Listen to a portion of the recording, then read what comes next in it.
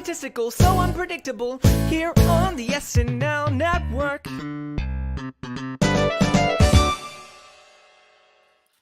Yes, that is right. Welcome, everybody, on in to the Saturday Night Network. Not here to cover SNL tonight, but instead to continue our journey of covering Bupkis, the new Pete Davidson show out right now on Peacock. And we are at episodes 5 and 6. Almost there as we get through the first inaugural season of this show. And joining me throughout the journey to cover the show has been Sammy Kay. So Sammy, welcome back, and how you doing? John, it's good to be back after a short break in our coverage. We were able to take the weekend to really let those first 4 episodes soak in and dive into. We're now past the halfway mark for the season. So, I'm excited that we have these guests on to talk all about it with. Yeah, for sure. I mean, like, one of the best things we do when we cover SNL is we get to hear all different voices talk about their thoughts on the episode. And I'm happy to bring in 2 new voices who have just watched Bupkis all the way up to episode 6. And we're going to get their thoughts. So first up, it's my Canadian friend, Kirstin Turnbull. Kirstin, how are you? I'm good, eh? How excited was I that episode 6 took place in Canada? Yes. It feels very appropriate. I'm glad I'm here to talk more about it.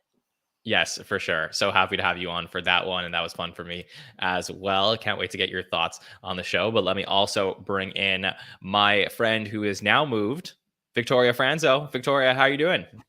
I'm doing great. I'm a Chicago girly now, so an hour behind versus on time with the rest of you. But no, I'm excited. I love the fact that we're talking about a show where someone I grew up watching, like Joe Pesci, is starring alongside someone who's my age. Never thought I'd see the day, but incredibly happy to see it. Absolutely. I thought you were going to say someone you grew up watching, like Pete Davidson. I thought you were going to say you went to high school with Joe Pesci or something like that. I did. So it was fun. Yeah. So Victoria, you did the binge. You watched 6 in a row to catch up for tonight. Is that it? I did. I don't recommend. Pace yourself. A lot of people. Yeah, we'll get into it as to why. But yeah, I would say pace yourselves. Okay, well, before we get into the episode specifically, can I just get overall thoughts? Do you like the show? Or, like, what are your feelings through 6 episodes? I would say it's like King of Staten Island extended and made into a series. So if you really like the movie, you're going to love the show. I think it's great. It's a lot of star power and a lot of actors that I love who make these appearances. And I also just love that he's sharing his exaggerated, wild point of view. So yeah, I think I would give it a solid B+. Okay. Kirstin? Sorry. I'll also just add, and I need to say it, and like a completely serious note, I really want to give kudos to his mom, Amy, who's just like a hero. Moms are heroes, and so we really see that in this show. That's what my key takeaway from watching. And a badass. She's quite a badass in the show. Yeah, we'll talk about it. Yeah. Yep. For sure. Well, Kirstin, what are your thoughts overall through 6 episodes? It's very entertaining. I enjoy it. I would be watching it even if we weren't here to talk about it. I find he's even more endearing to people now that you get a little, even more of a peek behind that showbiz curtain. So I enjoy it. I think it started off stronger than it's going. So we'll talk about that. But I love the cameos. That's one of my favorite elements. And episode 6 had a lot of them. Yeah, very interesting episodes we're going to talk about today. So Sammy, before we get into episode 5, any overarching thoughts that you want to share with the listeners of where you are at right now in your watch? Yeah, no, I mean, overarching thoughts. I'm, certainly enjoying the series. When we were first kind of, podcasting and talking about it, I feel like not a lot of people had really gotten around to it yet. And, I've since talked to some friends who have gotten a chance to catch up on a couple episodes. And I think the thing that we've really all keyed in on of the elements that I've been enjoying the most and they've been enjoying the most are, kind of what Dave Sirus said in the interview when he talked to us about how it's an anti-Entourage. So being able to get those cameos in, kind of seeing a peek into the celebrity life of somebody like Pete Davidson, I think that's when the show excels. And, that can kind of tie into some of the more dramatic moments that we kind of see in episode 6 too, about, when you're famous and, you might not be home for Christmas. So those kind of elements for me are where the series really excels. When it kind of gets into some of the more of the sitcom-y tropes, like, Pete's going to try to be a dad and take care of this kid. That's when it's, becoming a little more like cookie cutter, but it's really seeing those elements of what it's like to be at like this high level of fame is where I'm really enjoying, the series. Right. I mean, I'm ready to say to all of our listeners and anyone who might consider checking out the show, this is a good show. I really feel like I can get a gauge on it. It is a good show. They did a very good job. It is everything, every side or facet of Pete's lifestyle is featured here. And it is a really fascinating look. Some episodes don't hit as well. And that's just what you're going to get. I don't think this is like all-star level, amazing comedy, sitcom, whatever you were going to call this. But I think this is a very solid show. So let's talk about what we saw now with episodes 5 and 6. And episode 5 starts off, and it's called For Your Amusement. And it starts off with Pete talking about he is ready to be a dad. He's telling his Uncle Tommy. We obviously met Uncle Tommy back in episode 2 at his wedding, but this is in the present. And Pete is saying he's ready to be a dad. It's all he's ever wanted. Uncle Tommy says, he's full of shit and every married guy would just want to be him. Everything you've ever wanted to do, that's out the window. I know you dream about killing yourself, Pete. That's out the window. But of course, Pete's therapist, Charlie Day, thought it would be a good idea. So he's all ready to become a dad. Sammy, is this a good idea? Yeah, I don't know if this is a good idea. I don't know if I would endorse this. I certainly don't know if I would endorse this the way that Amy, his mom, ends up kind of, being so on board about it, which again, I kind of mentioned this, I think in either our first or second podcast, but everything they're doing with the Amy Davidson character and Edie Falco's performance, not being the stereotypical overprotective mom, which I imagine, it emulates the actual relationship he has with his mother, but the fact that she was totally on board with the idea. Clearly, we have a difference of opinion, but I found that to be a really fun subversion of that kind of overprotective mom trope. Victoria, I feel like everything we've heard about Pete is over the years, like pretty much checks all the boxes. I've never thought about Pete Davidson having a kid. Like I assumed like he probably would eventually, but it's just something that never crossed my mind because he's done literally probably everything else. So what did you think when you found out that Pete wanted to be a dad, at least in the show?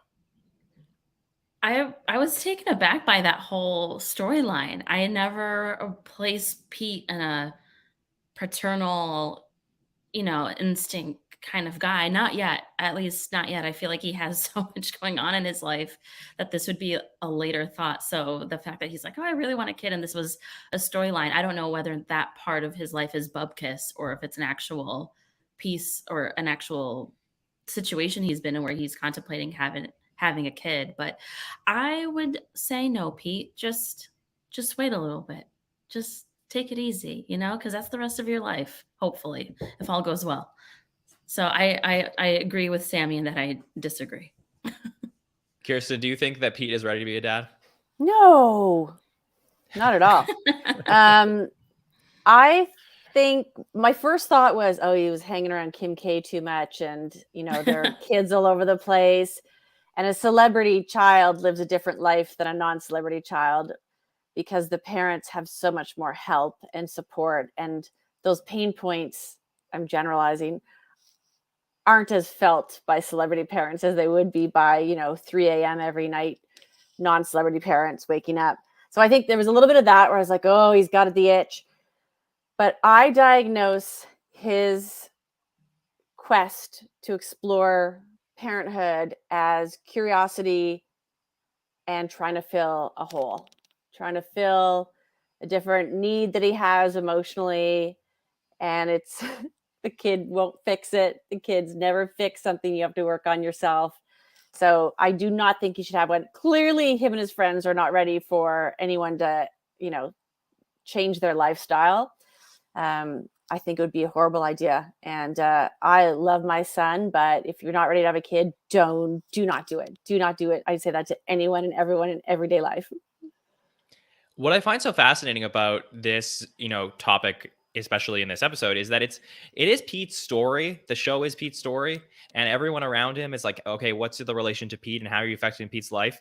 But it's also Amy Davidson's story, and you Mhm. all alluded to it. And it is so fascinating where Sammy says earlier on in the podcast, Amy's opinion on this is much different than Uncle Tommy's. Amy says, it would channel your chaos, it would give your life meaning, and you should get Nikki to sell one of her eggs to you, and we need to find the surrogate baby or something. There's all these different ideas, and she's so gung ho to like get the baby in there because it's also filling a need for her. Where we've seen in previous episodes, she feels lonely, like Pete's a celebrity, doesn't give her all the attention in the world. Casey's really busy, works all the time. So it's also like I feel like Edie Falco's Amy Davidson is a three-dimensional character. It's not someone who is just there to serve Pete's story. And that's what I really love about the show. And what's to me is really working is getting to see Amy as a full-fledged character here as well. So Victoria, when you started talking a little earlier on the podcast about Amy, this must really click with you. Yeah, as someone whose mom wants them to have a child as well, even though they're absolutely not ready it's a lifelong commitment.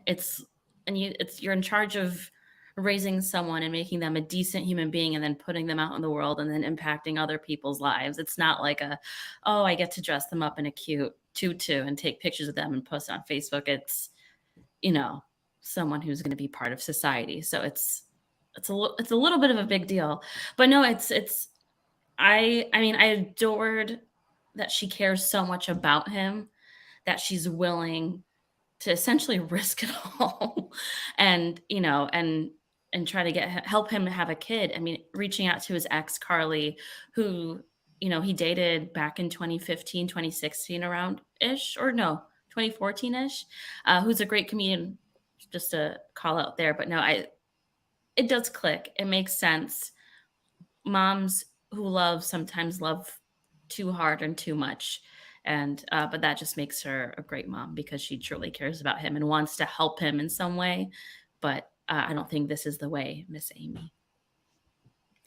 Yeah, so we have two basically plots happening here. One is the Pete plot and his journey with trying out how to be a dad, and then Amy's plot as well, which is trying to find a surrogate for Pete. So let's talk first about everything that's happening here with Pete, where first he's going to go out for coffee with Nikki, and they're discussing, how would, if they had a kid together, when eventually Nikki would admit that she was the mom and she wants to be the semi-present fun dad. And but it turns out that actually at the same time, Nikki has been taking care of, or I want to make sure I understand the relationship correctly. Is it somebody's brother's girlfriend is a deadbeat mom, and the deadbeat mom is on a spiritual journey? Did I get that right, Sammy? I think you have this? it right. I think you have it right there. Yeah. Is it Nikki's brother is dating somebody, and this is that kid?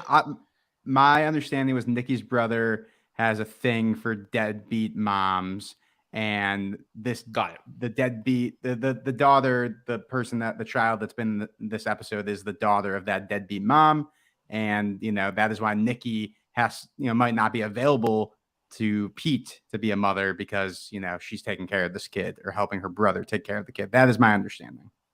Yes. So plot, and then in comes this kid that they're going to take care of for the day. He decides he wants to do something for the kid. And Kirstin, Pete being parental, according to Nikki at least, is hot.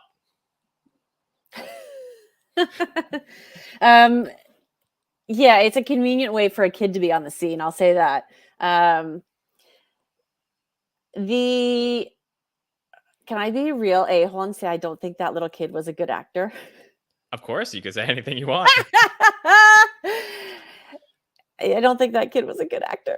Okay. Because the Pete child is amazing. That's a great actor, that little boy. And sorry, I'm just spinning ahead to the fact that it started to feel like a very much, I think, Sammy, you said it, like a sitcom, like unoriginal, but we sped it up. It was a Hallmark movie done in half an hour with some hijinks thrown in where, we they express the desire to have the kid. They get to try it on for a day. Of course, we know they're going to mess it up. They lose the kid, of course. Like it was paint by numbers, down to the kid's lines. And then he learned his lesson. Like it was like put a button on right at the end. So sorry, you didn't even ask me that, but that was no, it's okay. No, I wanted to lead you into if you think that Pete being parental is hot or not. But oh my God, I didn't even catch it. No, I don't because I think the magic of Pete is that he's footloose and fancy free. Yeah, is that he's not parental. Yeah. That's right. Yep. Okay, interesting. Yeah, I guess like being a parent is like super serious, and like Pete represents that like fun like biker side. Like he's the bad boy, so it's like kind of weird that he wants to be like a good dad. I think that's spontaneous too. Like it's the spontaneity that you give up.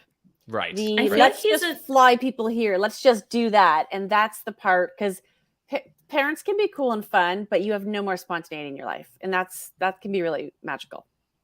I feel like he's unintentionally a bad boy. I mean, like, right. Because like really like what makes him a bad boy? He's really nice. He's just like Kirstin just said, so carefree and does whatever he wants, you know.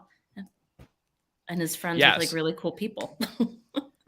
Well, I also just want to shout out, Kirstin mentioned the kid that the young version of Pete Davidson on the show, and that is played by a kid named Preston James Broderick, and he is doing a fantastic job. Nice, so good name. Preston. Good name.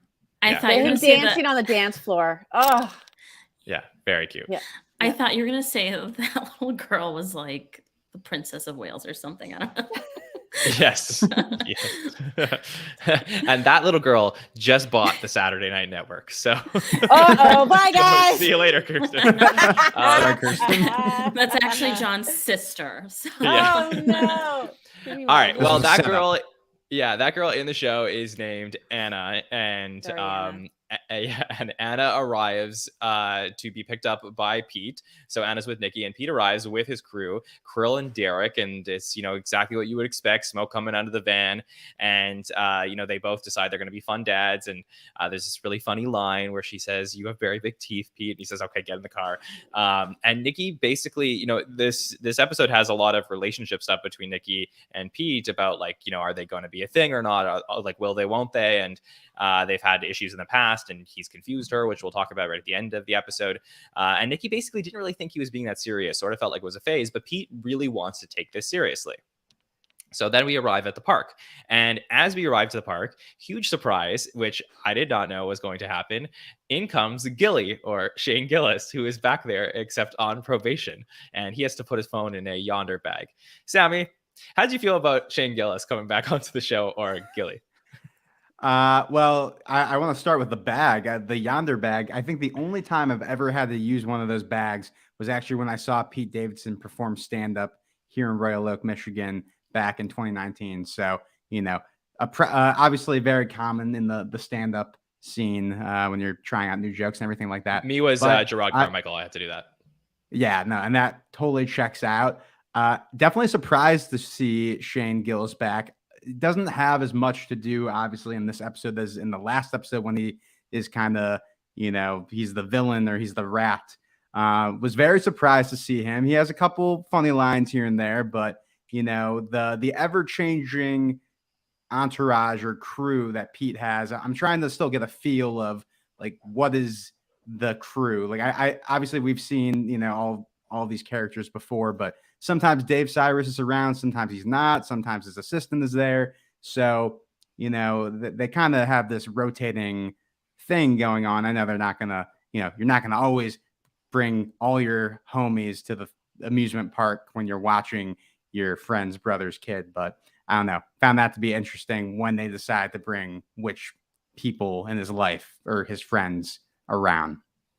Yeah. Speaking of quote unquote homies, Pete explains to the little girl about what it means when someone says something is gay, which I guess is not something that happens very often nowadays. And, is just a good example of Pete not really knowing how to talk to a kid, and tells her, they have this discussion where this is a bad conversation, but then they end up having a nice conversation where they're sitting just the two of them on a picnic bench, and Pete tells her he knows what it's like not to have a parent around, and they're bonding, and Anna says, no offense, but you seem like you have a lot of problems. So I thought there were some good moments, there were some not so good moments, but Victoria, at this point, how did you feel like Pete was doing with Anna?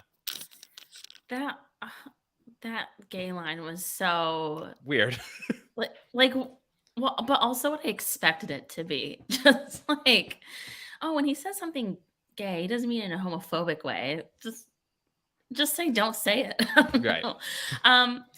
I admire at least this Pete. I don't know if it's real life Pete. I don't know him in person yet. Maybe one day, but I admire that he's trying and that he is taking this, I would say, semi-seriously, and is trying to look out for this little girl. And I don't like saying little girl, it felt weird.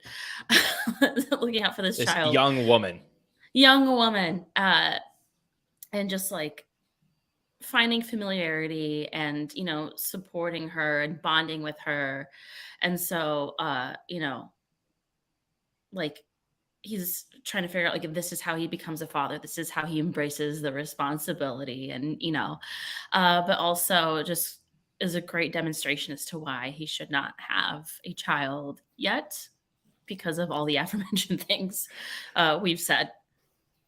But for the good moments, I did feel like there were Yes. elements in there of some really strong stuff from Pete, which was good writing on the show's part, where Pete, and this was my favorite conversation, I think, which was he was talking to Anna and saying, being a kid sucks. It's really confusing, but this doesn't have to be a bad thing. This could be your origin story because you're a warrior, you're a superhero. And even if she doesn't have friends now, Pete and Nikki will be her friends. And I thought that whether that, came from Pete's mind or it was just written into the script, whatever it was, I felt like that was so nice because Kirstin, obviously we've seen, especially you mentioned the young actor that plays the young Pete. I mean, we've seen the origin story for Pete and, his feelings of growing up without a father and all that stuff. And I just thought here there was such nice connection. It really shows why he may want to be a dad one day, because like deep down, beyond all the craziness that Pete Davidson brings, he has like a lot of life experience that he feels like he could probably help somebody.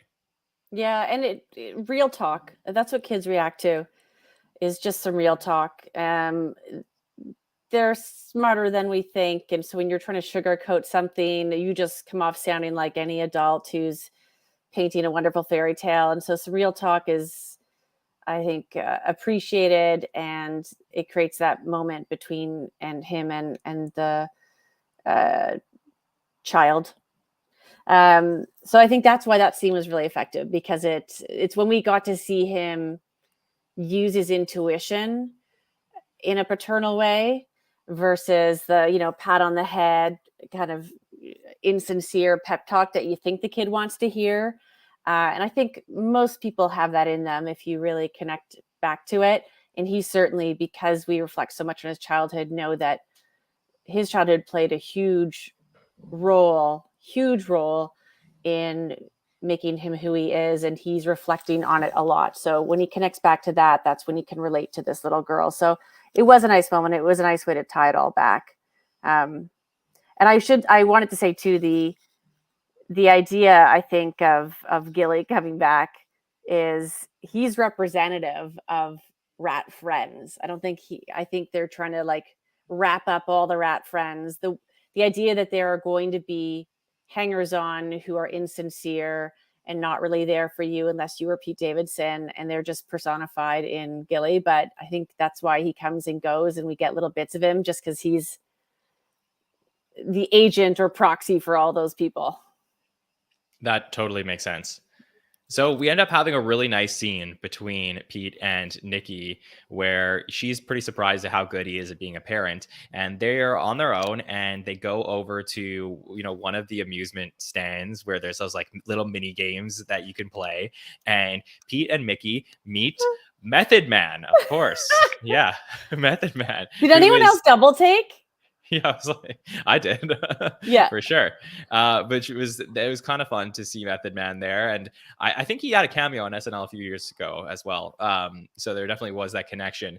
But Pete wants to pay for a bear for Nikki, but Method Man says it's really the thrill of victory that needs that's the reason why you do this. So he puts $1,000 down. Method Man ends up stealing the money, and then the real guy who was supposed to be there comes back and tries to sell them schneef. And there's a whole bit on this. So this was a very weird side story. Sammy, I got to get your thoughts on this scene here between Method Man, schneef, and all of this. Yeah, this was like a great little set piece in the episode. I loved how immediately when Pete goes to throw the ball or whatever at the pins, he like nails it immediately, which might just be another example of like Pete Davidson, like everything works out for him. And in this example, this works out for him, except it doesn't, because the $1,000 is left on the counter and Method Man comes and takes it.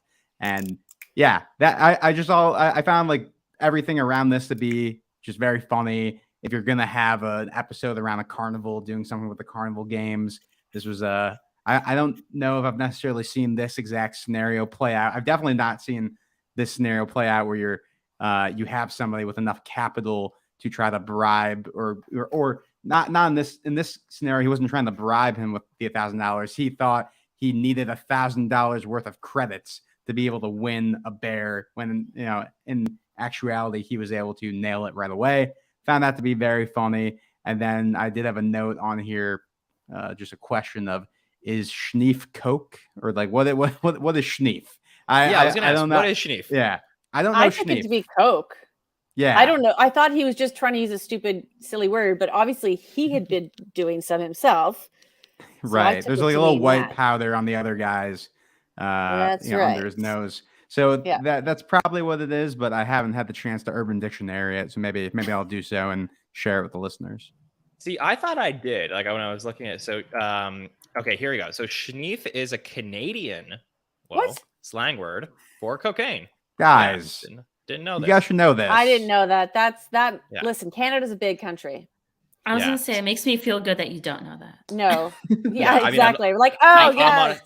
I'm not a big schneef guy, honestly. No, this is clearly foreshadowing for the next episode taking place in Canada. This is clearly a deliberate setup. So there are a lot of Easter eggs. I like we uncovered it. Yeah. Yeah. Apparently, schneef is a big storyline in the Canadian show Letterkenny, which I did not know about. And I haven't gotten to that one yet. Yeah. Small town stuff then. Yeah. Yeah. Small town Kirstin's schneef. from Toronto. I'm from Montreal. There's no schneef talk here. No. But let's put a pin in that. We'll get back to Canada in a little bit. So they lose Anna. They can't find her. They don't know where she could possibly be. They go to the Lost Child Center, which I didn't think. Surprise. Victoria, is that a thing? A Lost Child Center? Yeah, it is. Oh, really? Okay. I didn't know that. I'm the parent. Yes. Yeah, there are Lost I was Child going to say. Center. Yeah, I'm not the one to know. You would, sorry. Yeah, you would bring, that's your meeting spot. So if you lose your kid, then you go to that one spot, and when they'll be waiting there with your kid. So yes, they have like crayons and stuff, and they want to entertain them. So yes, it's your muster point. It's your home base. Okay. Well, have you ever been to a Lost Child Center and seen a boy who says, "Get me out of there"? I haven't, but that tracks. Okay. Yeah. Well, if you're in an amusement park and you're stuck in the Lost Child Center, that is a horrible way to spend your day. I'm sure. I can totally imagine. But they end up finding Anna. It turns out she just went to go get some pizza. And there's this nice moment where they're so worried about her. And Pete ultimately says, she wants to go on the Princess Coaster, but it's closed. So Pete ultimately convinces her to go on the Turbulence ride. And it seems like this is going to be so great. Only it's not, because she is freaking out. Why would you force me to do that? This was absolutely horrible. And it creates a huge scene as they get off of the ride where, she says, I heard everything. I heard you say that you lied about liking Black Panther. And it turns out you never really saw it. And he says Wakanda forever instead of Wakanda forever. And then it just ends up being a whole thing, including, I believe this was former SNL writer Dave Attell, who says, hey, Pete, I got a Weekend Update joke for you. You suck. And then someone yells, there's nothing worse than a Wakanda denier. So it was just like everyone was just turning on Pete Davidson. Victoria, how did you feel like this culminated? As expected. Like, what do you think? That was so expected that was going to happen. Also, the fact that he had brought, so David Tell, of course, is a comedian and writer at SNL, but he also does a lot of stand up at the Comedy Cellar, and he tours too. I met him a few times, so I was personally really delighted to see him make that cameo. Like, and what a worthy cameo. No, it was. I think too, what made it a little bit funnier to me is like if you didn't know the context, and she's like, "I can't believe you made me do that." It could be a little bit creepier for those like around him. So I was laughing at what they potentially were thinking that may have happened. And so, but no, that scenario is exactly what I expected to happen with Pete playing dad for the day. Sammy, what did you think of this near the end where it turns out that Pete is not being such a great dad? Yeah, I mean, I found this to be, kind of like what Victoria was saying, expected turn. And it is taking kind of the quintessential sitcom-y trope of this episode to a place that, maybe you thought it wasn't all going to work out, but the particular way they have it not work out with, all these other people at the theme park kind of turning on Pete, I found that to be something I didn't necessarily expect. The Black Panther thing came out of nowhere, but because of that, I found it to be very funny. And that line, I've got a weekend update for you. You suck. Like I don't know. That was also, just like a really great line. I also love there's no hard R in Wakanda. Yeah.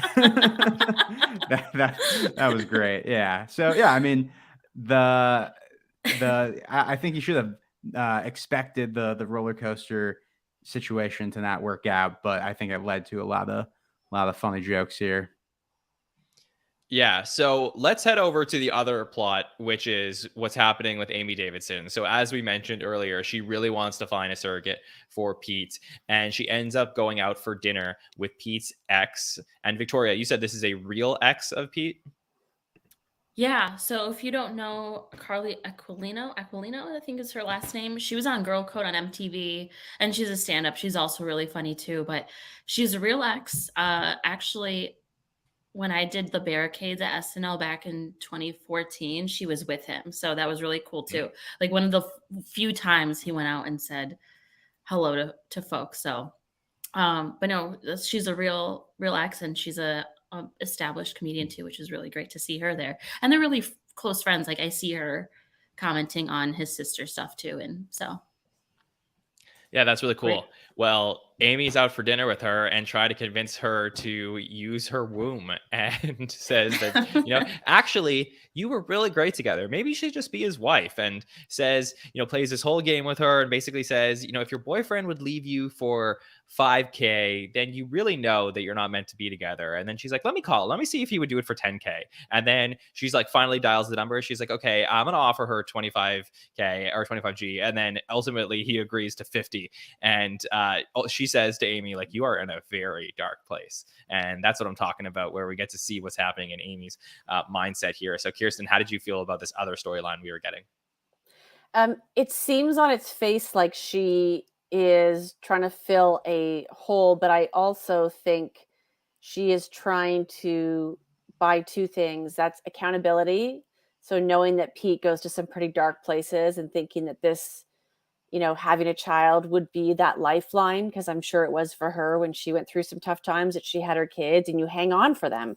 So that tether that it would create between Pete and, choosing life. And sometimes, and I can say that without it being an exaggeration, because we know that he has had some dark demons, but also that, she would be further tethered to him, having a baby mama or a wife that lives in Staten Island or lives nearby, I think is like so ideal for her, because then she gets to see him all the time. She gets to be in his life. She gets to play a more active role.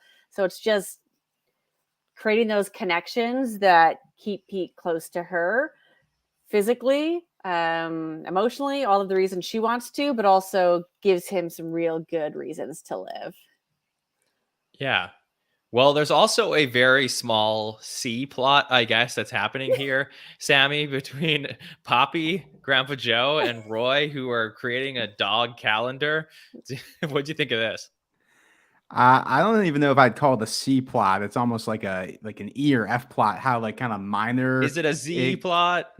Yeah, yeah. We can keep going. But I think I might have missed like a scene at some point when they kind of set this up. So is it my understanding that they were Uncle Roy and Poppy were creating like a dog calendar with Yes. okay. So I think I was able to somehow track it, but yeah, For, I mean, for you know, Borgie the dog, it is.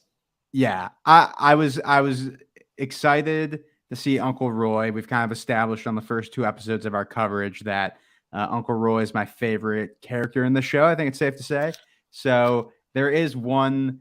I think Brad Garrett says it once or twice where he's like, he's just like laughing hysterically at the dog calendar and says it's effing hilarious, but you know he has to say effing, and just every line delivery from Brad Garrett in the show is great. So even having him show up on the FaceTime, you know, I'm glad we were able to see a little bit of him, a little bit of Joe Pesci. When you're initially saying how there's a C plot, I thought you were going to mention, which we haven't really talked about. We mentioned Shane Gillis before about how the other mentors of the entourage kind of have a running thing where they're trying to find Anna as well. And, you know, they kind of reconcile towards the end too. But there's a part where they're going through this haunted house and one of his friends has like brass knuckles and starts like punching people out. Like, I'm like, all right, this is why he's in Pete's entourage. He's the muscle. It makes sense. Yes. Yes, he is. Yeah, no, I mean, like, I just thought this was like, it was funny to me, but it didn't necessarily like move the plot forward because, like, I guess in a sense that it will explain why Gilly is back and part of the group because one of the people from the haunted house ends up going after, Krill? Krill, yeah, Krill. He ends up going after him, and then Gilly punches him out and then says, you know, you're welcome back, and now you're part of the group for life. So he's back in. Anyways, the episode ultimately ends on Nikki and Pete outside of Nikki's house. He's about to drop her off, and they talk about how you will be a great dad one day, but not the high all the time dad. And they end up kissing, and there's this very, you know, interesting moment where she says, you know, stop confusing me. It's mean and it hurts. I can't keep doing this again. And Pete returns home. And I thought it was a really fascinating scene because obviously, you know, these two are dating in real life. So this is not, we don't know how much reality, like into, you know, we've seen every single aspect of Pete's previous relationships, it feels like, and here was a little bit inside, and we don't know how much is part of the show versus not. But I thought it was really cool to get to see this aspect of things, especially because the struggles that they've had previously were not documented on the show. All we saw was them sitting in a car together, you know, having conversations earlier on in the season. We didn't really get to see how this relationship came to be. So I thought, Victoria, that this was a great scene to end off this episode with, to give us a little bit of tease for the future episodes to maybe see what the culmination of this relationship will be on the show. Yeah, I agree. I think it was very sweet too. And, you know, I don't want to say we've, hopefully not all, but I don't want to say we've all been in that situation of confusion when it comes to a partner or a crush or whatever it may be. But it was, I think, also the first time we got to see them be a little bit more emotionally real with each other. And I think we'll see that in an upcoming scene as well. I think it's in episode 6 too, but I liked it. Obviously they have chemistry in real life, but I think that translates into this show. And, you know, I think they did a really great job together. And I think they're cute, and she's a Michigan girly. So Yeah. Kirstin, did you like this last scene? Yeah, they have great chemistry.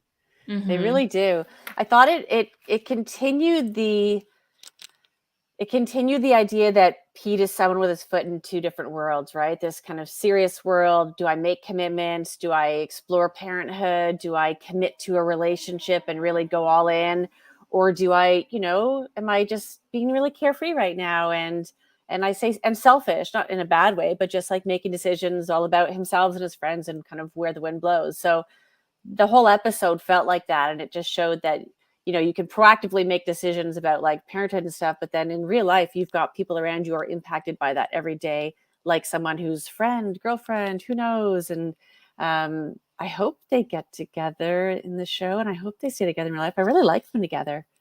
Yeah, they are very cute. Sammy, Yeah. what did you think of this scene and your overall thoughts on episode 5? I've just found their relationship throughout the show very interesting. Obviously, there are times in the show where she's kind of like one of the boys and hanging out with the entourage, but it's alluded in her first scene how there is like this history, or going into the show, I knew they were dating, and so I was kind of curious to see if that would play into the show, or if they, maybe just start dating because she is an actress on this show. But she does say in her first scene that we're going to talk about why we broke up, so it was kind of seated in there since episode 1, and she is kind of diagnosing his issues with relationships and everything like that. So this kind of sets us up where for episode 6, it's not in the most direct way, but he is alone in episode 6, and during the holidays is alone. So I think this is a very intentional kind of episode 5 to episode 6 transition, to where he kind of has this awkward encounter, and then we're kind of leading into episode 6. Yeah. So we'll get into episode 6 in just a moment, but I figured it'd be a fun time between episode 5 and 6 to have a little bit of an intermission to talk about something that I didn't even tell the panel I was going to do tonight, which is on this past Saturday night, there was a quote unquote version of SNL that happened in New York City by Michael Che. He put it together, and he put together a no writers allowed version of SNL where people bought tickets and they got to go to the show. We heard this was happening, and I figured, why not on the podcast tonight tell you what I know about that particular show in case you didn't get to hear. So I thought this would be fun for all of our listeners, and then we'll talk about episode 6 in just a moment. So here's what I understand about the rundown that happened in that episode. So we didn't have everyone in the cast appear on this show. In 2007, when we had the Michael Cera version of SNL, everyone in the cast except for Maya Rudolph at the time did appear, but there were people who did not come that night, including Keenan, Mikey, Heidi, Bowen, Punky, JAJ, and then Michael Longfellow was there apparently, but didn't really do much at the show. Was sort of just lingering around. But there were writers and cast involved here, so this was kind of fun, where Jake Nordwin, writer, he's dating Chloe. He was very involved in the show, writes a lot of the monologues, basically started the night talking about how he was credited as a writer on the Woody Harrelson monologue, even though he didn't really have much to do about it. It was making some riffs about that, so they were making some jokes with the crowd. And from my understanding, the crowd was like a lot of people who like do the standby for the show, or like, love SNL. So like it was great, like inside crowd for all these people to work off of. And most of the show was stand-up, moments for most of the cast and crew who are regular stand-ups throughout comedy clubs in New York. There was a few sketch style moments, but Michael Che and writer Gary Richardson co-hosted the show. We saw Alex English, writer, perform as well. Please Don't Destroy did 3 of their sketches that they never got on the show previously, so they got to perform some of those. Nothing was written new, obviously, for the show. We also had Andrew Dismukes perform. Sarah Sherman was there to hype up the crowd. Then Rosebud Baker, writer, came on with a rejected sketch from the Travis Kelce episode, where Sarah read some of Mikey's lines, John Higgins read JJ's lines, and Michael Che read Kelsey's. Devin and Andrew were also in this. Then Ego did a 10-minute set. Marcelo came on and did a set. Devin Walker, and then Molly. And then Michael Che and Colin Jost came on doing a rejected joke swap. So they did all of their jokes from December that they weren't able to get onto the show to do the joke swap, which was very fun. And then Chloe Fineman came on as well. They did some singing with the crowd. This ended up being a 3-hour show. I heard it was absolutely incredible to be there. And I heard that a lot of the proceeds for the show, if not all of them, ended up going towards helping to contribute to whatever's happening with the writers and all the strike and stuff like that. So though tonight, Monday, May 8th, we were supposed to be here to cover the Pete Davidson episode for the Roundtable of SNL. I am happy to tell you that we got a little bit of Saturday Night Live in our lives this past weekend. So, Sammy, it sounds like it was a lot of fun. Yeah, I mean, when I saw this was announced, I think we were podcasting last week, our first Bupkis coverage. When this was announced, I was like, oh man, like I wish I was in New York. I wish I could be there because going back 2007, like that Michael Cera episode, that sounds like, from what little I know of the Michael Cera episode, that felt maybe more like a traditional episode of SNL. They had a host, they had a musical guest. This is more so people from the show kind of getting to perform and do some stuff that was cut from the show, but really awesome that they were able to do this. I'm glad that this is not counting towards our fantasy because there's no Keenan appearance, and this is the first I'm hearing of a Longfellow lurking. I don't know if lurking would count as a sketch appearance if we were counting this. So definitely not. But Mike Murray does not have to do screen time for the show. Yeah. If they're not on screen, no screen time. But very jealous of the people who were able to go and see this, and I'm very curious to see. The strike seems like it's going to go on for a while. So are we going to get something else like this in the future? Who knows? But very jealous of the people who got to go. Yeah, Victoria, I know you're such a big comedy fan in general. So how cool does this show sound? Had I not been in the middle of moving to set up my own comedy career, I would have sold my furniture that I just bought to get a ticket and get out there. That is so, and it was at City Winery too, I think. Yeah. Is that correct? Yeah. And that's also just a great place for comedy too in New York. I'm very jealous. I'm envious of the people there. I don't tend to feel FOMO, but I feel FOMO. I feel major FOMO. I did feel FOMO from the weekend when Sebastian Maniscalco and Robert De Niro were in Chicago, and I didn't know that either. So I'm taking L's left and right these days when it comes to these things. But no, Longfellow lurking, if we can get that into a t-shirt, hashtag Michael Lurkfellow. Hello. Yeah, there you go. Yeah. No, Mikey Longs lurks. Yeah, exactly. But Michael Che is, as the kids say, a real one for setting that up and making that happen. He's very quick, and he comes off sassy, but he's, I think, a ball of mush on the inside. I don't know him personally, but I assume. For sure. Kirstin, what do you think of what you heard from the show? I also have a massive amount of FOMO, which I don't typically have. And if I wasn't away for work, I would have absolutely tried to crash that one.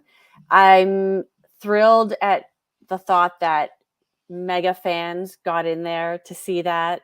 I love that it's a great means for cutting room floor content to, see the light of day.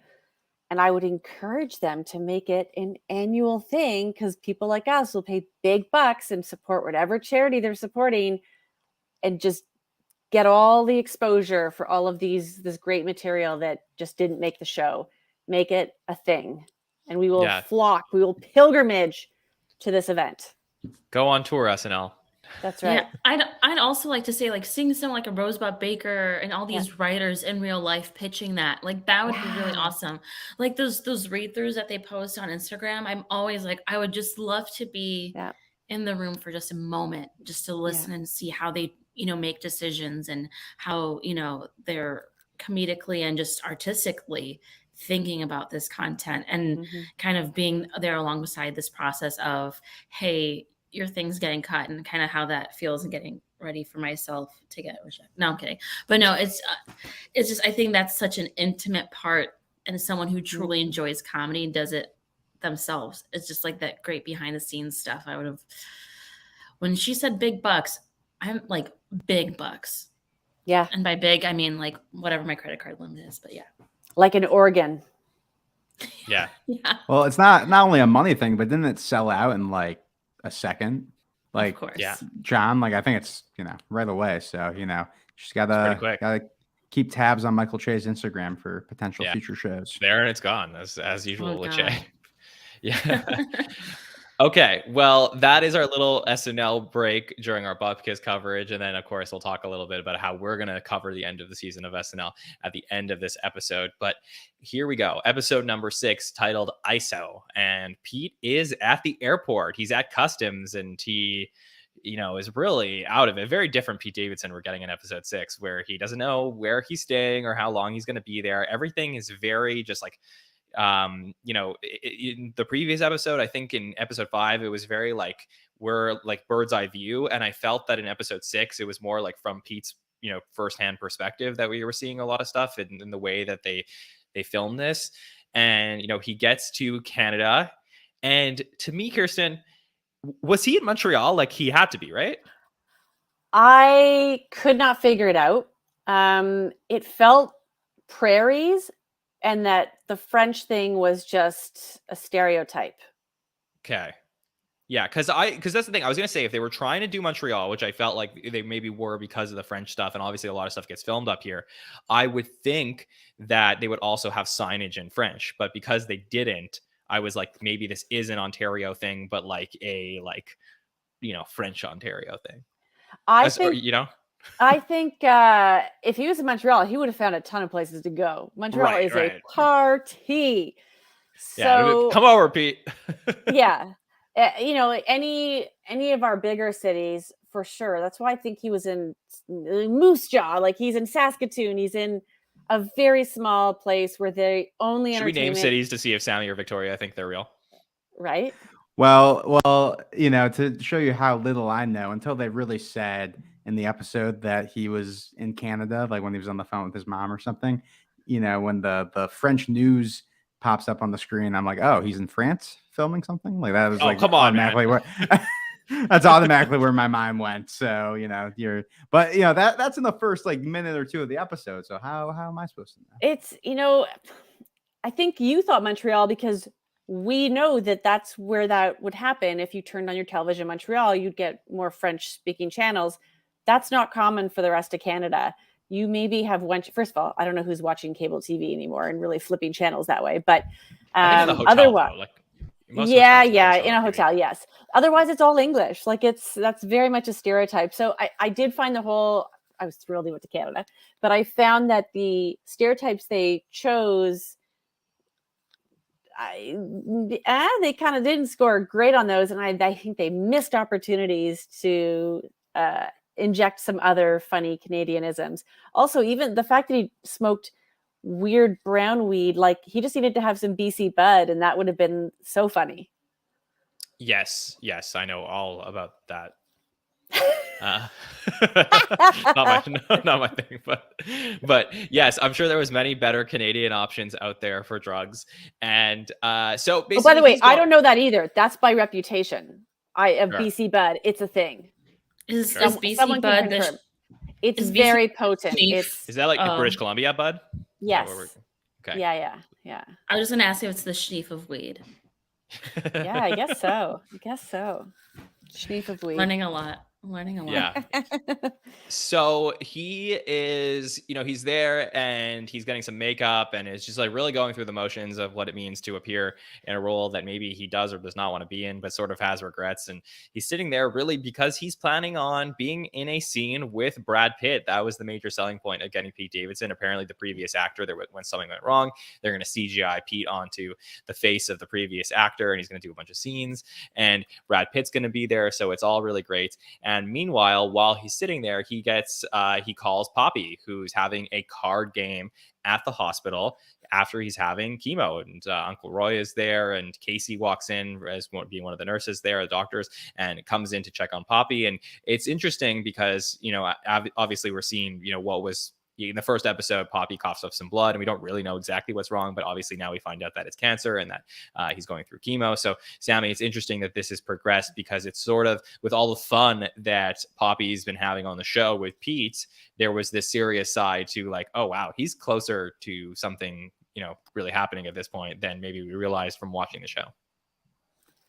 Yeah, not to get too morbid about the situation. Obviously, it's a morbid situation, he's clearly struggling health-wise, but I kind of take a step back as a fan and, knowledgeable about things in the entertainment industry. And I'm kind of like, is this season going to have a sad ending? Because, Joe Pesci doesn't work very much.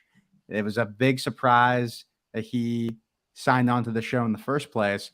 I'm hoping this gets a season 2, and I'm sure Pete and Peacock are hoping this gets a season 2. But can you get Joe Pesci for another season of an 8-episode streaming comedy starring Pete Davidson? You couldn't I don't know. flashbacks. So,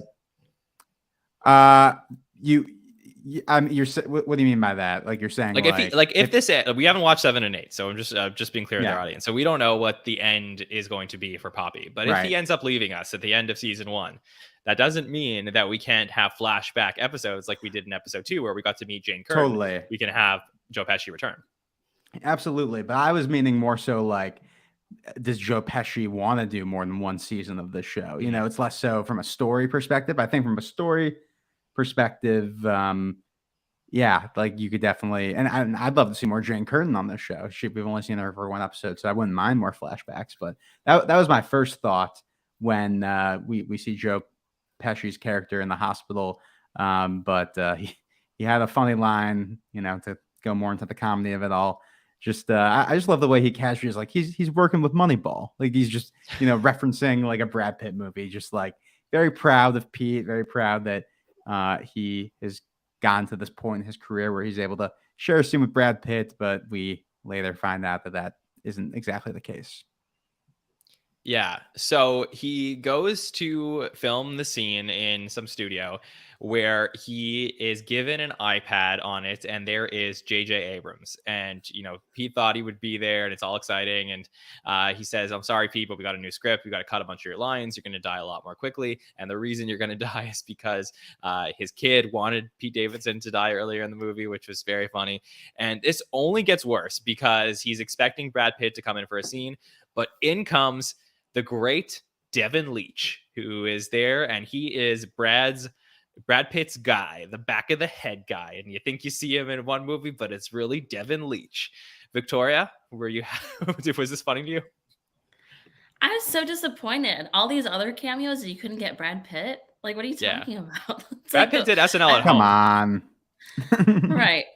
No, I think the whole lack of color in this episode was kind of jarring a little bit. It made me a little bit emotional too. Also, again, like I mentioned earlier on this show, I grew up watching Joe Pesci.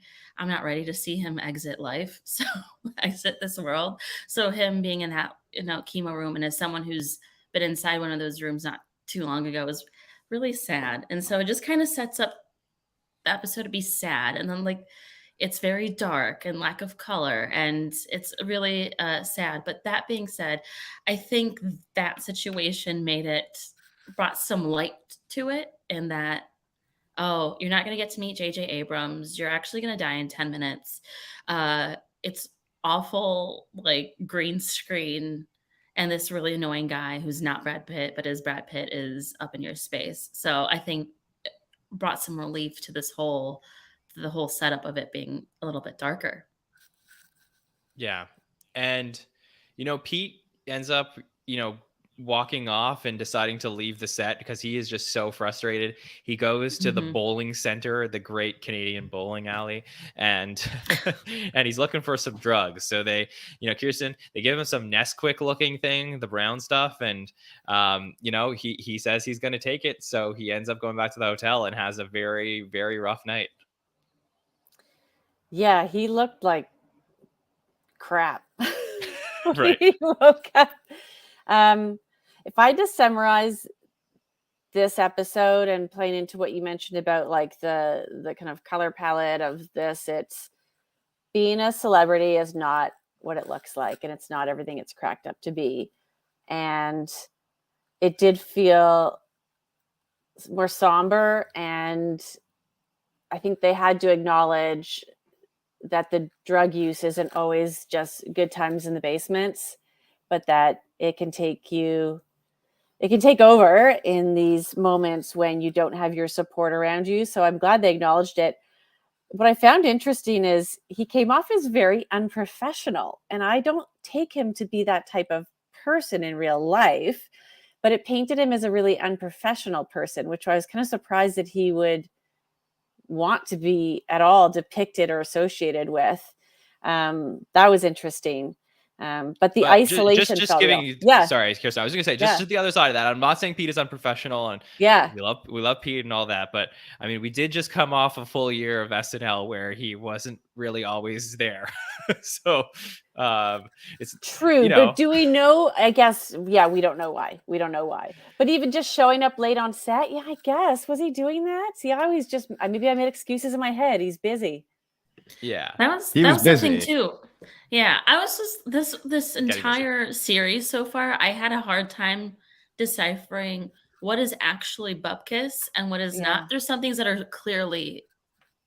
not like clear as day are Bupkis, but things, yeah, I was thinking the same thing, Kirsten, of is he actually this chill? I mean, I don't know. From Like what you there's see, like an apathy to some of the reckless things they do. I'm like, oh, I kind of thought you were a bit more responsible than that. Like you just seem, yeah, But agree. I feel like the whole isolation, and it's funny that they chose Canada just to make it seem so much more remote and make you feel like you're in a foreign place, but you're not in a foreign place. Is, all these people knew him, but he didn't know anyone, and that perception that you have it all, but you're like sitting in a shitty hotel room with nothing to do and no one who seems to care on Christmas and like all of those things. You're like, that's the reality of it. You hear comedians talk sometimes about being on the road and just, hotel room after hotel room, and that it's really not all it's always cracked up to be. So I think there was some levity to all of the other kind of wild and crazy stuff he's doing that was interesting. And we got to acknowledge that, he has struggled with some drug and addiction issues. So it was an interesting episode, but it was a downer. It was a bit of a downer. I will say, I don't know if you caught the other Canadianism though that was pretty funny. Is the driver at the beginning asked him if he was okay with the air conditioning, and then they clearly showed that there was snow outside. Oh, I did not catch that. That is very funny. Yeah. I think at one point somebody says, doesn't Canada have their own theme song? I think there was Yeah, like he a said couple that. of Canada, they yeah. have their own theme song. Yeah. There was a couple of things. Yeah. I was gonna say, when he's lying in bed and he takes his Nesquik doobie or whatever, it would have been like a great time to make it like a full circle Canadian moment and play "Lonely" by Justin Bieber. Yeah. Yeah. And then he orders some Tim Hortons, and that song makes me very sad. Yeah. It is a very sad song. And it's about the same thing, what we're talking about. Yep. And it's Canadian. Yeah. Well, there's really two things that are happening here throughout the episode where we're watching this whole thing about Pete going ahead and filming the scene and doing something he really doesn't want to do. Number one is he has these, dream/high sequences that he ends up having. So the first one is there's like a spotlight on him and he ends up like dancing in the middle of this parking lot by himself, which is kind of a weird, like went on a little bit moment. But then the other one, which to me was hilarious, was that in his trailer, he ends up getting Sebastian Stan's old trailer. If you know Bucky Barnes from Marvel movies, from Captain America. So he ends up going on there and he sees that he's still logged into like all of his streaming services. So he ends up like buying a bunch of movies and TV shows, individual episodes of Everybody Loves Raymond. And a la what we've been getting with Brad Garrett, in comes Ray Romano for a great sequence. So Sammy, I want to send it to you on this one because this was so funny to me. Yeah, this was one of the better cameos we've seen in the show so far, not only because we've already been seeing Brad Garrett as a presence throughout this whole series as like kind of a major recurring character. So I was kind of curious to see, obviously they're taking the angle of this episode where there's some dream sequences, he's kind of tripping out a little bit on this Nesquik weed substance. So I wasn't sure if he was going to watch Everybody Loves Raymond and make some sort of comment and see Brad Garrett's character and be like Uncle Roy. Like I thought, is that where they're going to go? But instead we go the route where the actual Ray Romano shows up. And I love it when Ray Romano shows up in anything. He was great in The Irishman a couple years ago with Joe Pesci. But something I was not expecting to see was Ray Romano's kind of voicing the kind of dark thoughts that Pete is having. He's kind of like the devil on his shoulder throughout the situation, trying to tell him like, you got to get sucked. You got to do drugs. You got to do like all these things to make yourself feel better because you're at this very low moment and you're Pete Davidson. And he has an amazing line. I think his last line in the episode is where he says like, you're like pussy Thanos, and snaps his fingers. is just really funny. So yeah, I found this to be such a great cameo. Was not expecting it to go where it was going, and they could have went a different way with it, but I really appreciate the way they went here. Kirstin, were you a big Everybody Loves Raymond fan? But I have really grown fond of Ray Romano's more recent work. And I've become a fan. And Brad Garrett, by the way, whenever I'm in Vegas, I see that he's got his own comedy club, and I think, how come I really don't see him anymore? And then I see this, and I'm like, yes, because he's such a gem. So I'm hoping that people see this and remember how amazing he is and put him in more shows. The Ray Romano thing was amazing. It was a very clever way to bring to life Pete's internal monologue, is have Ray Romano basically deliver it.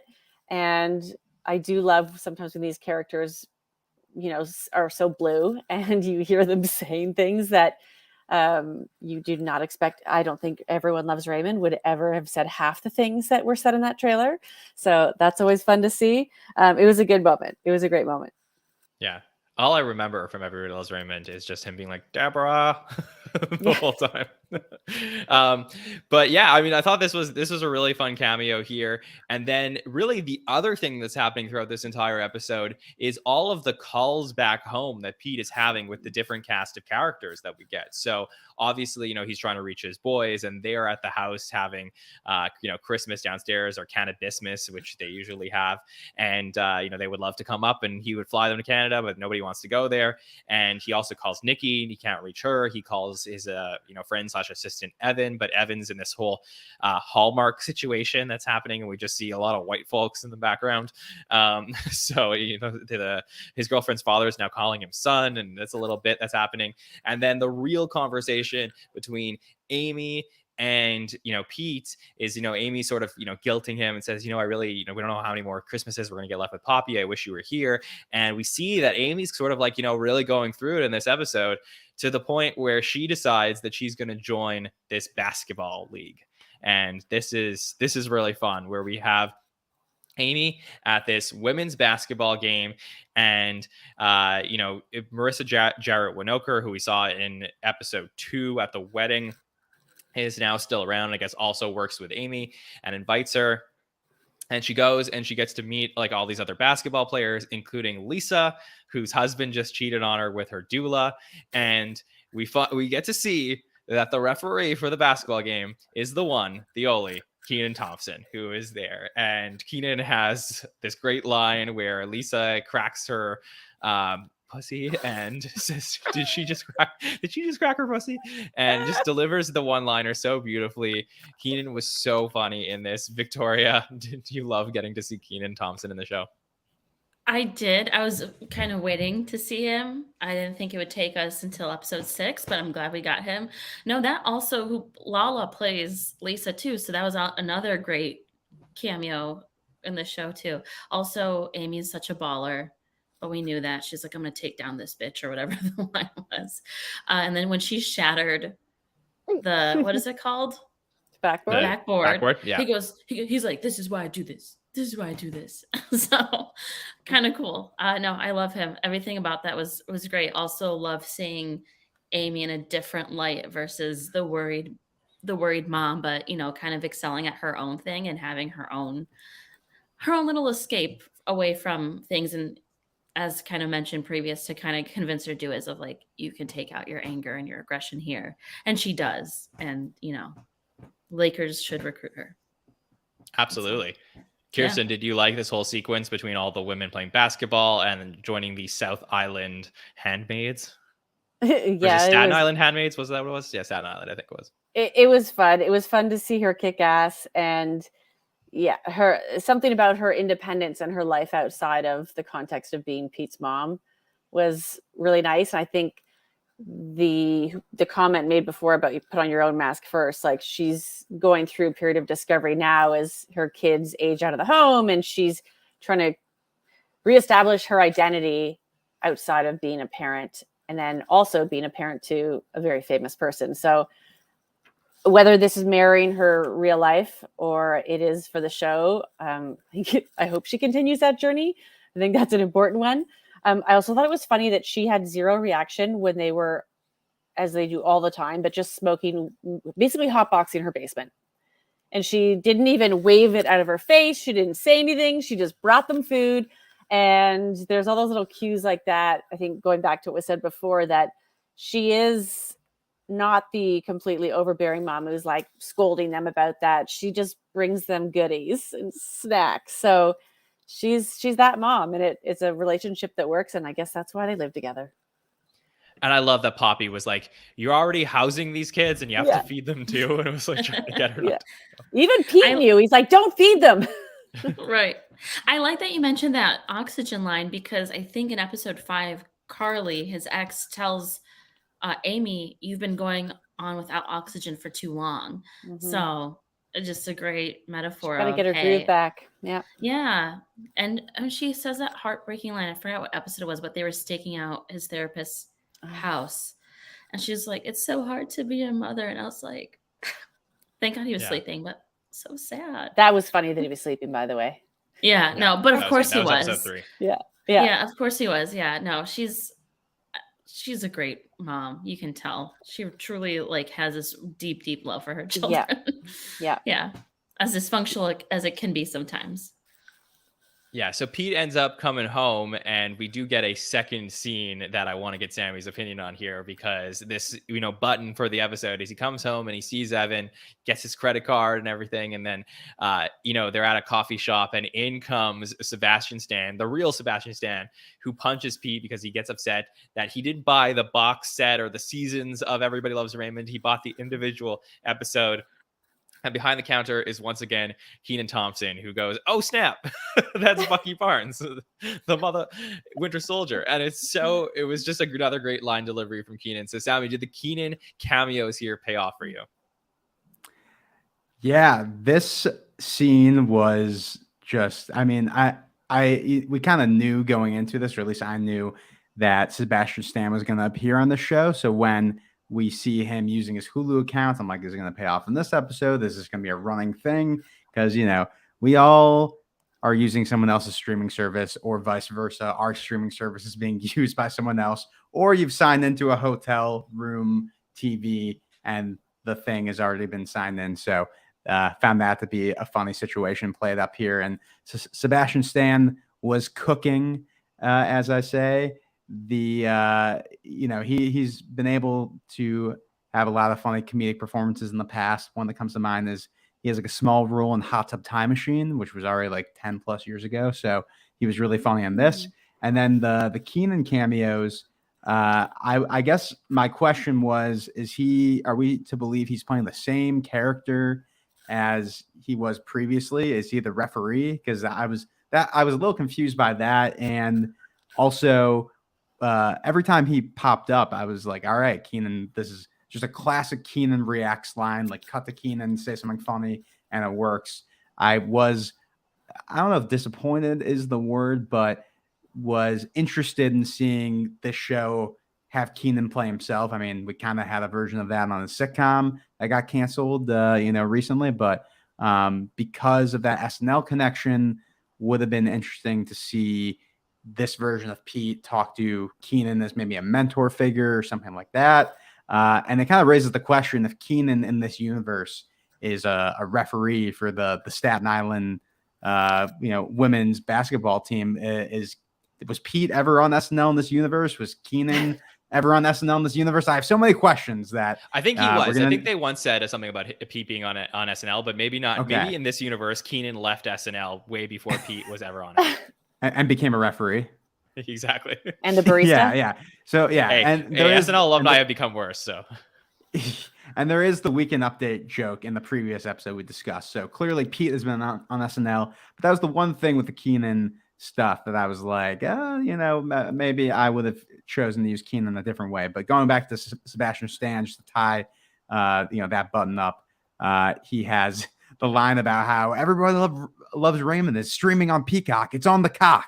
I found that to be a great line and kind of, some product placement for the service that you're watching the show on. So, Yes. And in the future, we'll have the Please Don't Destroy movie as well. But we'll cover that down the road. But I think I really like the Keenan stuff as well. I did also write down that note that it was funny that Keenan was not playing Keenan, and Pete wouldn't have been like, oh, hey, like, I know you, because Ray Romano was playing himself. Brad Pitt was obviously himself. J.J. Abrams was himself. So it was like this whole episode wasn't a Charlie Day situation where, you have a famous celebrity clearly not playing themselves. So it was weird that like this was the one, I guess.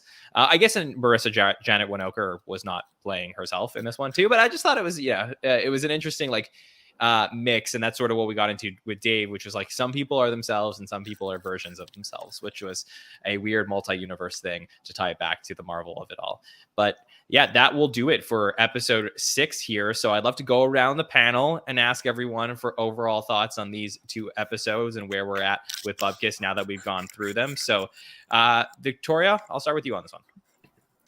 Overall, I'd say we've all mentioned it. It's a great show. I think Pete's point of view is so important, and I'm glad that he shares it in this way and in such a creative way. Like I said, I wouldn't binge it all because like 6 was kind of a lot emotionally. I'm a very sensitive person, so it was a lot to take in all at once, and especially you're kind of if you're empathetic, you're kind of processing it with him along as you watch through. So if you're a sensitive Sally like me, maybe do an episode at a time, have a good cry, and then come back to it. No, but in all seriousness, I'd give this show a solid B+. I'm excited that he's doing it.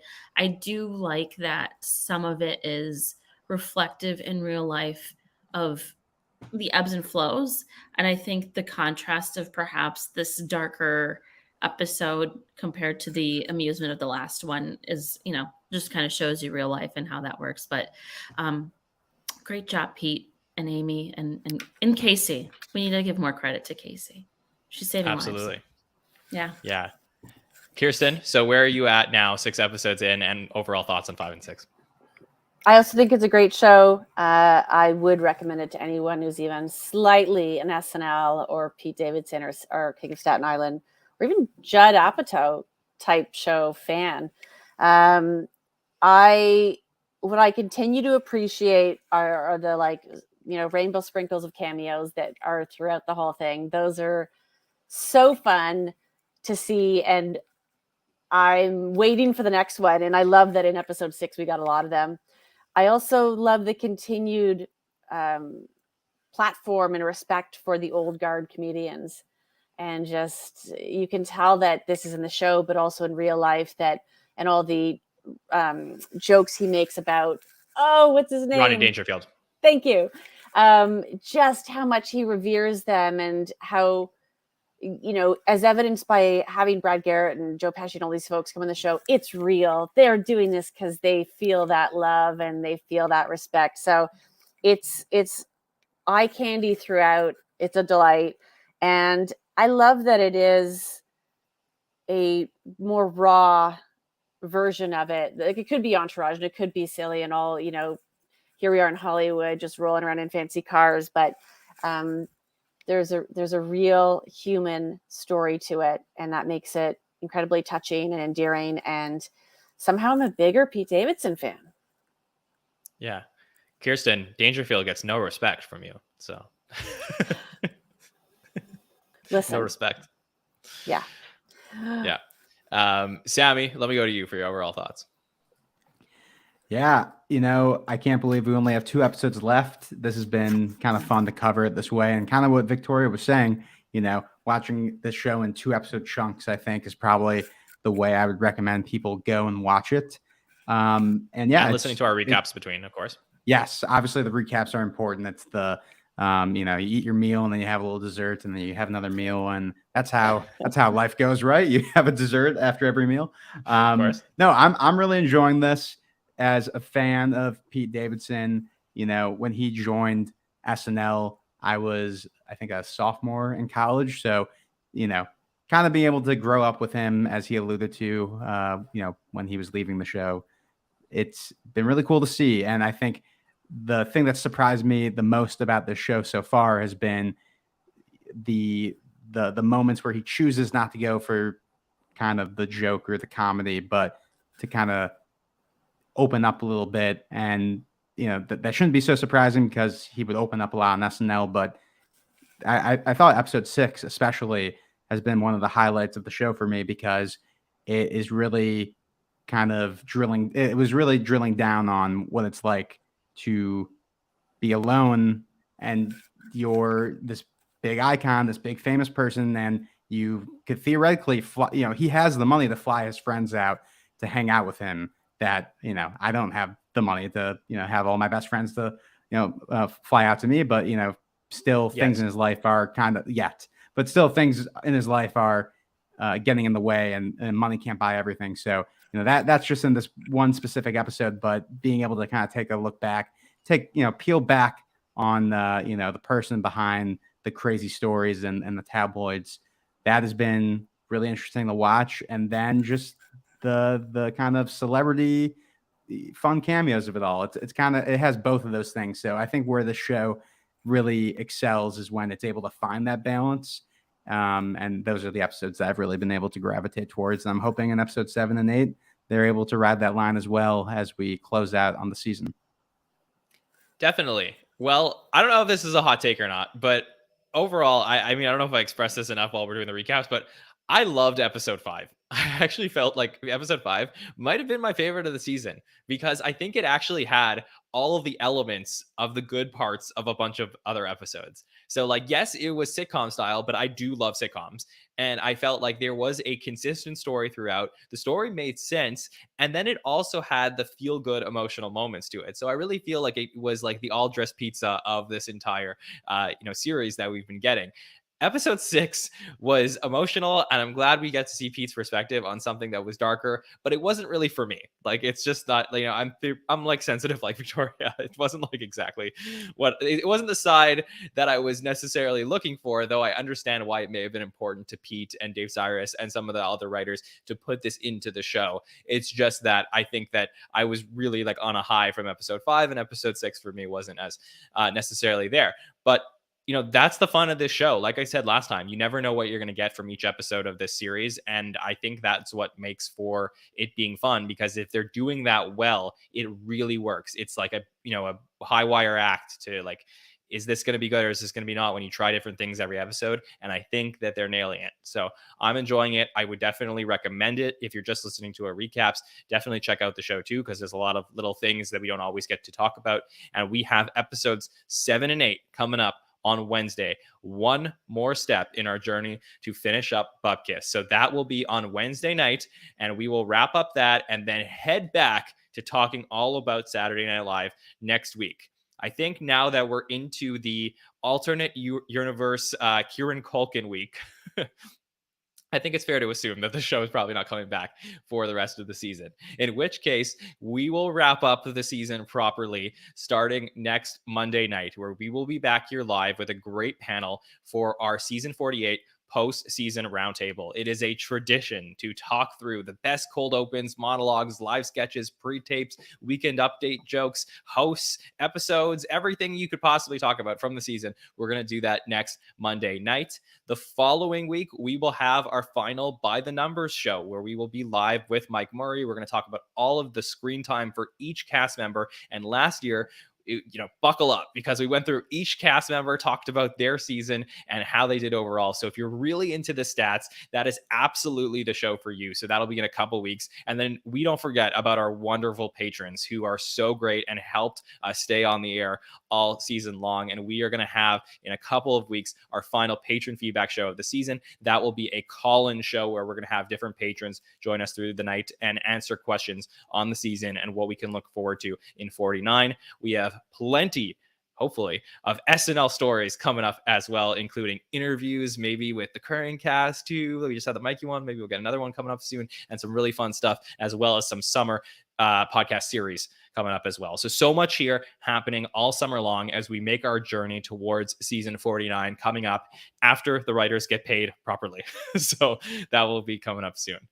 All right, Sammy Kay, so great to be with you so much this week. Looking forward to one more time with you. But for now, where can the listeners check out everything you got going on? Thanks, John. I can't believe we only have 2 more episodes left. This writer's strike. We gotta what we're gonna talk about. I know we're gonna wrap up on the season, but we might have to do an alternate universe hot take show where you come up with random names of sketches and we have to improv some reactions on fake sketches. I don't know. But if we don't do that, you guys can find me somewhere else here at the Saturday Night Network. Obviously, 2 more episodes of Bupkis. If you're looking for stuff to listen to or watch, catch up on the Superfan takeovers. We have so many of those. We've done those for 3 seasons now on the network. So you have a lot of episodes you can catch up on, as well as the interview we just did with Dave Sirus. Definitely check that out. And you guys can follow me at that Sammy Kay on Twitter, Instagram, and TikTok. Yeah, and I just want to remind all of our listeners, I know I've had some people ask us in the last little bit, like, how do I find certain podcasts going back in the day? If you go on YouTube, I know that YouTube now divides things between live and pre-recorded, but we do have great podcasts in both. And if you go into our playlist section, actually, things are pretty well organized in there. So, for example, you wanted to go through all of the Superfan takeovers, which are not necessarily related to what was happening on SNL at the time. You can go do that by finding the Superfan takeover playlist. So there is an endless amount of SNL content here for you to listen to if you'd like to throughout the summer, and more to come as well. Kirstin, thank you so much for joining us today. I listened to the most wonderful podcast that was released this morning with you on the SNL Hall of Fame, where you were talking all about Scarlett Johansson. So great job on that with Thomas Senna and Jamie and Matt Ardill. So fantastic job there. Is there anything else you'd like to plug, or where can the listeners check out everything you got going on? First of all, thank you. It's always fun to talk about ScarJo. What an awesome lady. No, find me here on whenever I show up, and I enjoyed so much. Or check out generationwomen.ca. That's an intergenerational storytelling event series quarterly in the Toronto area. Our next show is July 18th. Amazing. And if you are not following Victoria Franso on social media, I don't know what you're doing, because she is on a journey right now to the future comedy star that she will be. So Victoria, where can the listeners find you, and anything else you would like to plug? You always make me feel VIP when I come on this show. But like Kirstin, you can also find me here whenever it happens. But also you can find me, if I point this way, there you go, on Instagram, right there too. If you're in the Chicago area, I have a show at Second City on Monday, May 22nd, I think 8 p.m. So if you're around, catch me there. I sometimes will be going back to Detroit. You can find me at Go Comedy Improv Theater too. Don't wait for me though, go there anyway. But no, I'm like John said, I'm on a journey. I don't expect to be famous or anything. I just really enjoy talking about comedy, performing comedy, and just living, breathing. And as you can tell by my pillows, sleeping with comedy too. Not comedians, just with the comedy. Okay. Just with the comedy. All right. Stay off the Shneef, Victoria. That's all. That's our only recommendation. So the Shneef and the BC Bud. Exactly. That's right. Yeah. All right. Well, you can always find everything we got going on here by subscribing to the podcast on YouTube, Apple Podcast, and Spotify. Make sure to follow us at the SNL Network, Facebook, Twitter, TikTok, and Instagram. And you can find me at Jon Schneider 24. All right. On behalf of Sammy Kay, Kirstin Turnbull, and Victoria Franso, my name is Jon Schneider from the Saturday Night Network. We will see you next time, everybody. Have a good one.